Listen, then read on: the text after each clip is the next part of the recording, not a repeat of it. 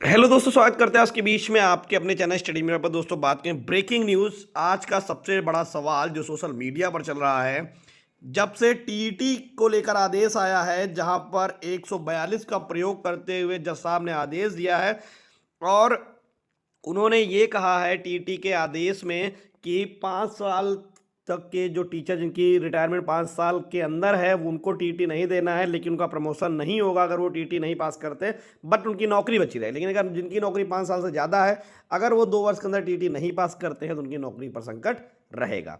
ठीक है, उनको जबरन रिटायरमेंट या फिर इस्तीफा देना होगा। ये चीज़ें कोर्ट ने आदेश में कही है। उसके बाद मैंने इस पर 2-4 वीडियो डाले जिस पर मैंने बार बार जिक्र किया इस बात का कि ऐसा नहीं है, चीज़ें हो भी सकती हैं अभी और चीज़ें हो सकती है, जिस पर लगातार लोगों ने कमेंट किया। आप देख रहे हैं अनुच्छेद 142 का प्रयोग किया गया। अनुच्छेद 142 का प्रयोग करने के बाद अब कुछ नहीं हो सकता। तो आज मैंने उसी टॉपिक पर वीडियो बनाया कि अनुच्छेद 142 से आए आदेश क्या बदल सकते हैं। ठीक है, क्या इतिहास में ऐसा कभी हुआ है? तो इसी मुद्दे पर हम लोग चर्चा करने वाले हैं। तो वीडियो बिना स्किप करें, तब बने रहिए मेरे साथ आपके अपने चैनल स्टडी मिरर पर। जो लोग चैनल पर नए हैं तो प्लीज़ चैनल को लाइक करें, शेयर करें, सब्सक्राइब करें, साथ में बेल आइकन दबाना भूलें ताकि मेरे वीडियो नोटिफिकेशन आप तक पहुंच रहा है। शुरू करते हैं। तो देख सकते हैं चैट जीपीटी के द्वारा जब मेरे द्वारा एक क्वेश्चन किया गया तो वहां बताया गया कि सुप्रीम कोर्ट के अनुच्छेद 142 के आदेश को बाद में एक बड़ी बेंच यानी लार्जर बेंच बदल या रद्द कर सकती है। कारण और सिद्धांत, बेंच स्ट्रेंथ का सिद्धांत या डॉक्ट्राइन ऑफ प्रेसिडेंट। यहाँ सुप्रीम कोर्ट ने किसी भी छोटे बेंच 2 या 3 जज का है आदेश, बड़ी बेंच 5 जज या कॉन्स्टिट्यूशन बेंच यानी कि 5 से 7 जज से कमजोर होता है। अगर कोई कानूनी प्रश्न विवादित हो या छोटा बेंच अपने अधिकार क्षेत्र से आगे निकल जाए तो बड़ी बेंच उस आदेश को ओवर रूल या मॉडिफाई कर सकती है। दोस्तों यहाँ पर देख सकते बदलने का मतलब क्या होता है, उस आदेश को रद्द नहीं किया जाता है। उसमें अगर कुछ पैराग्राफ, कुछ आदेश में कुछ चीज़ें हैं तो उसको मॉडिफाई या ओवर रूल किया जा सकता है। ठीक है, बदले भी जा सकते हैं अगर जहां पर उनको लगे कि ये संवैधानिक चीज़ों को नुकसान पहुंचा रही हैं। यहाँ पर आप देखते हैं कि स्पष्ट कहा गया है कि अगर 2 या 3 जज का बेंच का कोई आदेश आ रहा है तो 5 या 7 जज के बेंच के आदेश वहां पर जाकर 5 या 7 जजेस की जो बेंच होती है उस आदेश को ओवर रूल या मॉडिफाई कर सकती है। उसके बाद आर्टिकल 142 की सीमा, यह अनुच्छेद कोर्ट को कंप्लीट जस्टिस करने की शक्ति देता है। यानी कि जब कोई मामला कोर्ट के सामने जाता है तो अगर किसी भी तरीके से वहां पर कंप्लीट जस्टिस नहीं हो पा रहा है तो कोर्ट 142 का प्रयोग करते हैं और कंप्लीट जस्टिस उससे कर देती है। हालांकि यह शक्ति संविधान और विधायी प्रावधानों के खिलाफ जाकर स्थायी कानून नहीं बना सकती। यानी कि यह शक्ति जो है वो संविधान और विधायी प्रावधानों के खिलाफ जाकर स्थायी कानून बनाने में नहीं कर सकते। 42 को यदि 2 जज की बेंच ने 142 का प्रयोग करते हुए कोई ऐसा आदेश दिया जो सीआरपीसी, एडवोकेट एक्ट, आईपीसी अन्य कानून के साथ टकराता है तो लार्जर बेंच उसे रद्द भी कर सकती है। ठीक है, आप देख सकते हैं। उसके बाद प्रमुख उदाहरण आपके सामने 2 हैं। Rajesh Sharma versus state of UP 2017 का मामला, जहां 2 जज की बेंच ने फैमिली वेलफेयर कमेटी बनाने का आदेश दिया 498 ए मामले में, वहीं लार्जर बेंच 2018 ने उसे रद्द कर दिया। दूसरा विनय चंद्र मिश्रा 1995-1998 2 जजेस ऑब्लिक 3 जजेस की बेंच ने कंटेम्प्ट में वकील का लाइसेंस निलंबित कर दिया था। कॉन्स्टिट्यूशन बेंच ने कहा कि यह अधिकार केवल बार काउंसिल के पास है और आदेश ओवर रूल कर दिया। ठीक, चार्ट के माध्यम से अगर समझें तो क्या 142 स्थायी आदेश स्थायी कानून होते? नहीं, ये केस स्पेसिफिक कंप्लीट जस्टिस के आदेश होते हैं। यानी कि 142 के लिए सिर्फ और सिर्फ 142 का तब प्रयोग किया जाता है जब आप किसी कंप्लीट जस्टिस करते हैं, तब 142 का प्रयोग किया जाता है। क्या लार्जर बेंच बदल सकती है? हाँ, यदि आदेश कानून संविधान से टकराता है तो यह छोटी बेंच के सीमा के से बाहर है। ठीक है, आपको ये 2 केसेस के बारे में आपको डिटेल बताता हूं अभी।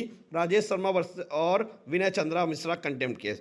और यहां पर देख कानूनी आधार क्या है, doctrine of president larger bench का निर्णय। अब आइए देखते हैं डिटेल में, ये देख सकते हैं आपके सामने। ठीक है, Rajesh Sharma versus state of UP आपके सामने है।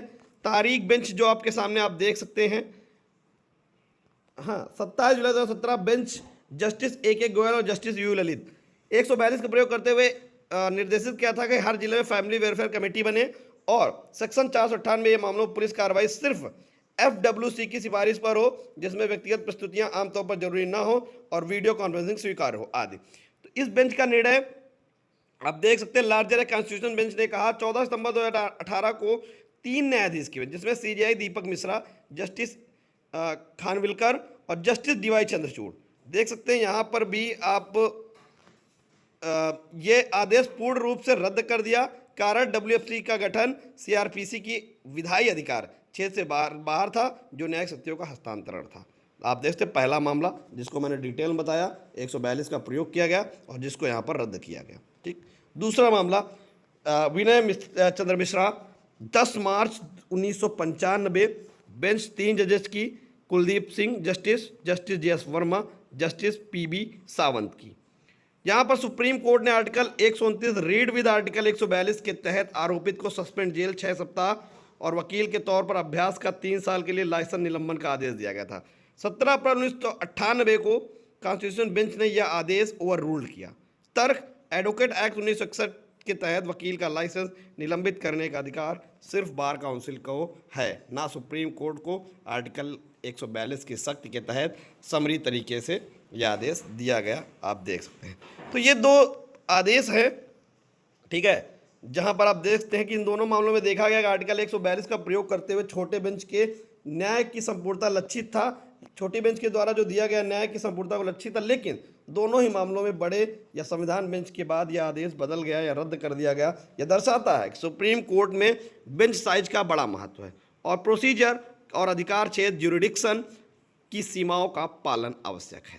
ठीक है, यानी कि स्पष्ट तरीके से कि अनुच्छेद 142 करते हुए अगर आदेश आ रहा, मान लीजिए 2 जज के बेंच ने अनुच्छेद 142 का आदेश दिया है, ऐसा नहीं होता कि वो बदल ही जाएगा। मैं ये नहीं कह रहा हूँ कि वो बदल ही जाएगा, लेकिन अगर वो मामला लार्जर बेंच में जाता है तो उनके पास पूरा अधिकार है, अगर उनके ज्यूरिडिक्शन में आता है, पूरा अधिकार क्षेत्र उनके सब कुछ है। अगर 3 जजेस की बेंच है या 5 जजेस की बेंच है या 7 जजेस की बेंच है, तो उस 2 जजेस की बेंच के द्वारा जो आदेश दिया गया उसमें चाहे तो मॉडिफाई कर सकते हैं, चाहे तो उस आदेश को रद्द कर सकते हैं, उनके पास अधिकार होता है।